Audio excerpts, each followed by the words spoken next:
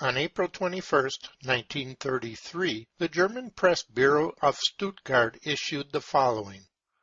Although the seizure and confiscation of all communist printed papers was ordered as far back as March 1st, communist sheets are still circulating. On April 28th, the British Press Bureau of Berlin stated, in the course of the search, a considerable quantity of printed matter and numerous stencils for the production of leaflet material for May 1st were found at Steglitz in Friedenau. That the attempt to stop the organization of the anti-fascist fight had not succeeded is shown by the following announcement made by the Police Press Bureau of Kassel on May 5, 1933. In continuation of the measures taken against the illegal district leadership of the German Communist Party in Kassel, early on Thursday morning the political police carried out searches in secret offices and in the houses of the leaders of the district committee.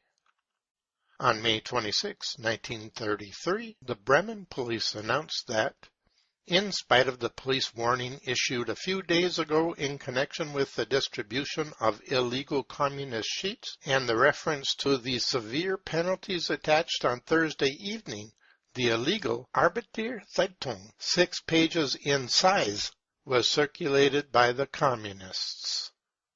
Hitler aimed at carrying out the destruction of all political parties. But there is one party that he cannot destroy, the German Communist Party, which is carrying on the fight against fascism illegally. The statements issued by the Hitler government are every day proving that the party's active opposition cannot be broken. Reports are coming in from every part of Germany showing that groups of workers belonging to the Social Democratic Party and to the Reichsbanner, the League of Socialist Youth, and the Christian organizations are joining with the communists in the fight. In the days following the burning of the Reichstag, anti-fascist sheets issued by the communists were already circulating among the workers. Workers' homes and the cellars and roofs of blocks of flats were transformed into secret printing works. Although hundreds of active agitators were arrested, thousands of newly trained and determined workers took their place. In spite of the extension of torture and ill treatment, the fight for freedom against fascism continued even more vigorously and with increasing effect. Each line of the illegal papers issued by the communists is literally written in blood. New horrible acts of torture were perpetuated wherever each issue of these papers appeared. Before the end of March, an illegally printed pamphlet on the burning of the Reichstag was produced and was distributed in every part of Germany. Its external appearance is that of the advertisement of the film in the sign of the cross. Göring, the organizer of the Reichstag fire, was compelled to pay a glowing tribute to the disintegrating work carried out by the communists when, at the end of June 1933, he dissolved the organization of young German nationalists on the official ground that it had been completely permeated by communists. Early in July, the threatening statements issued by Hitler and Frick against a second revolution showed that the work of unmasking the Hitler government was achieving success, even among large numbers of the storm troops and of the National Socialist factory cells. The following pages give only a brief and partial statement of the underground work which is being carried on in Germany. The illegal Rote Fahne.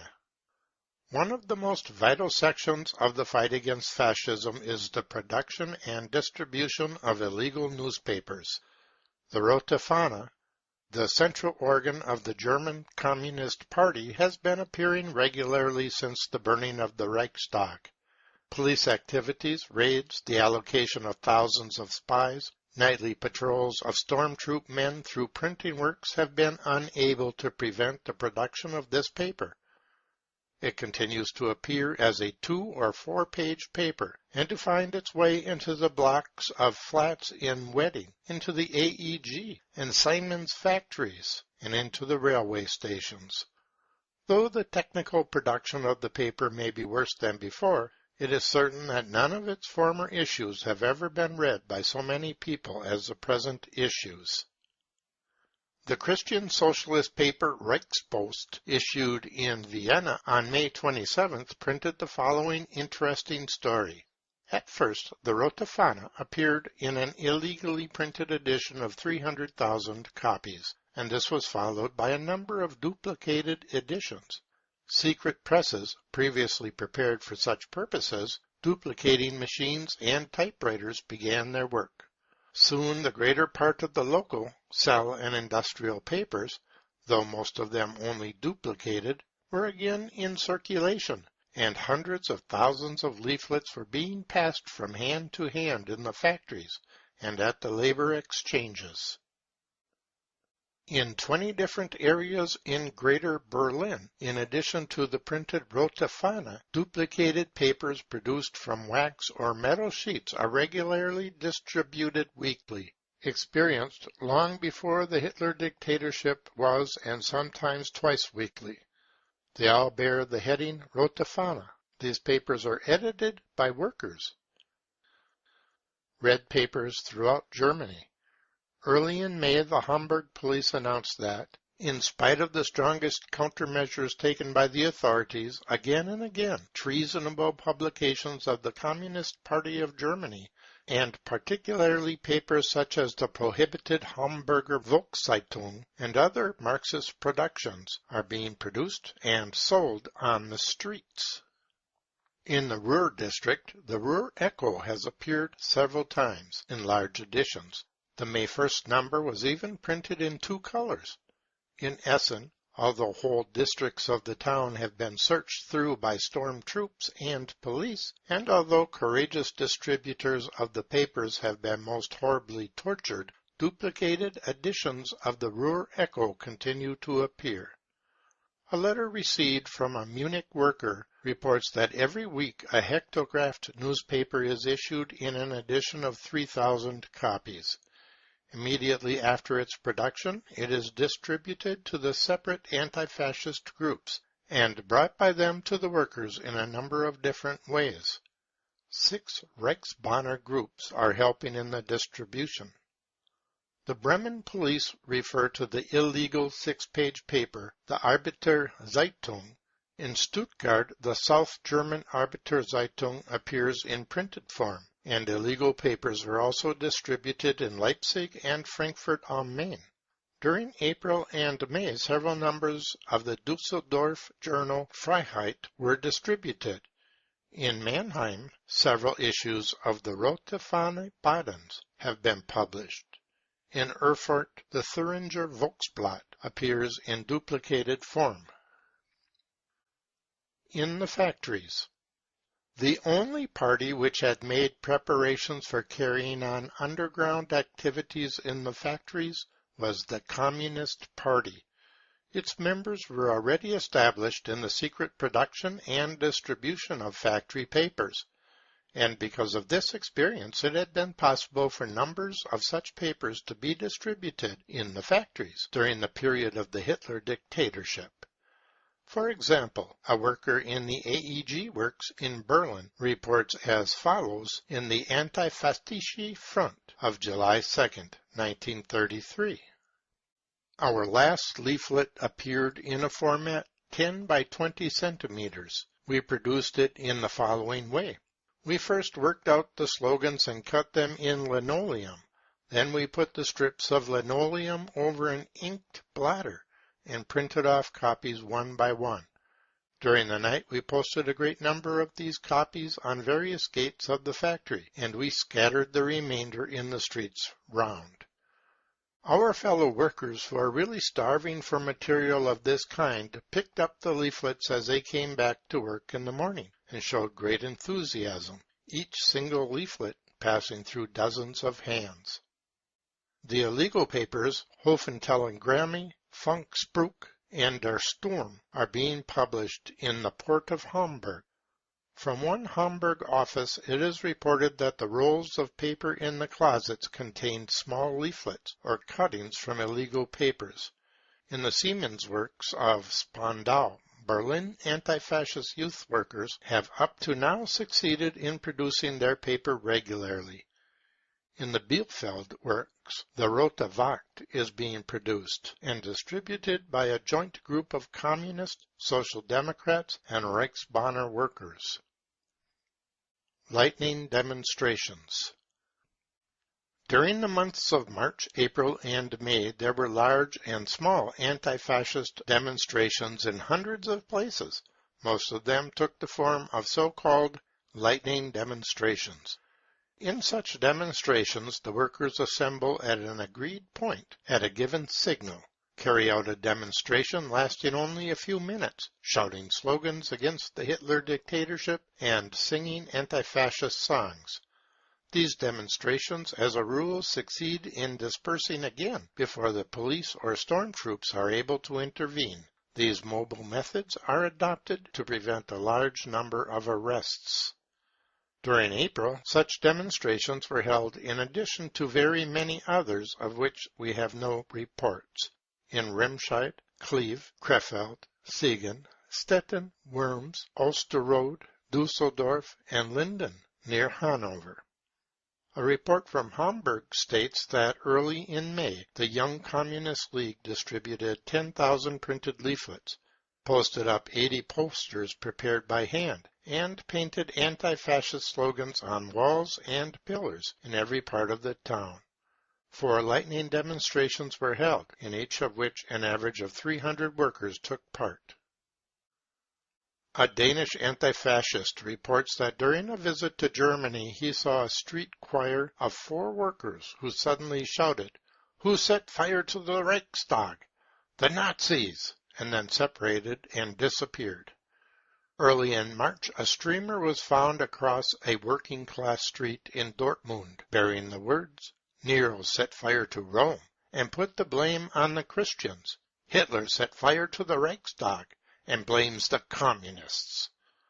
The same slogan, printed from a linoleum cut, was posted on walls all over Dortmund at the end of April. The Vossische Zeitung of May 3rd reports, "The Wolf Telegraph Bureau reports from Barnau that the night of April 30th, May 1st, a red banner bearing a hammer and sickle was fastened to the top of the steeple of the Marienkirche. Early in the morning of May 1st, it was taken down by storm troop men at the risk of their lives. That morning, which was the festival of national labor, Nazis who went to hoist the swastika banner at the town hall discovered that it had been stolen during the night. The excitement in Barnau arising from this double act of provocation was indescribable. During the night of May 1st 2nd, about 40 suspected persons were arrested by the storm troops and police, and removed to the concentration camp at Oranienburg. In addition to torture and murder, starvation is used by the Hitler government as a method of fighting the anti-fascists. The following quotation from the Frankfurter Zeitung of May 10, 1933, illustrates the methods used in the attempt to force the unemployed to denounce anti-fascist agitators. Kassel, May 8th. In Schmockelden, which is in the administrative district of Kassel, intensified communist propaganda among the unemployed have been in evidence during the last few days. Several communist leaflets have been distributed, and their producers and distributors have not yet been discovered. The mayor of Schmockelden has therefore ordered that relief is to be withheld from all recipients who are of the left tendencies until the criminals have been caught.